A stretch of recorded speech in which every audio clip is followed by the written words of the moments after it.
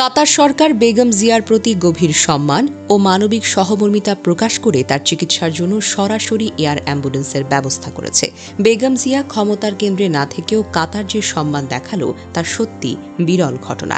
এর আগে ২৯ নভেম্বর বিএনপির মহাসচিব মির্জা ফখরুল ইসলাম আলমগীর ঢাকায় নিযুক্ত কাতারের রাষ্ট্রদূত শেরাইয়া আলী আল কাহাতানকে চিঠি দিয়ে এয়ার অ্যাম্বুলেন্সের আবেদন করেন। বৃহস্পতিবার সকালে কাতারের কূটনৈতিক সূত্র বিএনপিকে জানায় কাতারের আমির বেগম জিয়াকে সব ধরনের সহযোগিতা করার নির্দেশ দিয়েছেন। সে যেকোনো পরিস্থিতিতে বেগম জিয়ার পাশে থাকবে কাতার। বেগম জিয়ার সঙ্গে আরব দেশগুলোর দীর্ঘদিনের ঘনিষ্ঠ সম্পর্ক এবং রাজনৈতিক ও মানবিক মর্যাদা এ উদ্যোগকে আরও বেশি গুরুত্ব দিয়েছে। ক্ষমতার আসনে না থেকেও আন্তর্জাতিকভাবে বেগম জিয়াকে যে সম্মান দেখানো হয়েছে তা বাংলাদেশের রাজনীতিতে বিরল এবং চিরস্মরণীয় ঘটনা।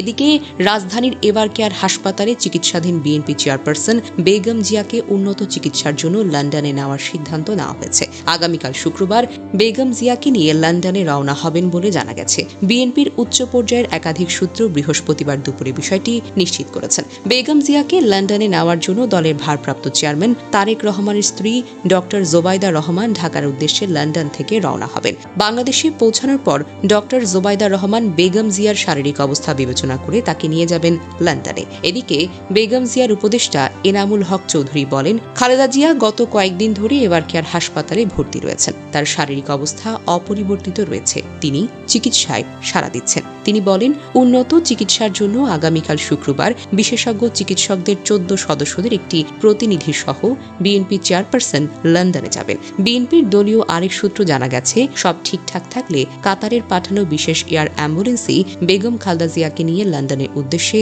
যাত্রা করতে পারে বিশেষজ্ঞ চিকিৎসক দল। সেই দলে চিকিৎসক সহ মোট ১৪ জন সদস্য থাকবেন বলে জানা গেছে। ইতোমধ্যে সংকটাপন্ন বেগম জিয়ার চিকিৎসায় দেশি চিকিৎসকদের সঙ্গে যোগাযোগ দিয়েছেন যুক্তরাজ্য এবং চীনের বিশেষজ্ঞ চিকিৎসকদের দুইটি দল। অধ্যাপক ড শাহাবুদ্দিন তালুকদারের নেতৃত্বে গঠিত এই বোর্ডের অন্যতম সদস্য জোবাইদা রহমান। উল্লেখ্য, বেগম জিয়া বহু বছর ধরে আর্থাইটিস, ডায়াবেটিস, কিডনি, ফুসফুস, চোখের সমস্যা সহ নানা জটিলতায় ভুগছেন।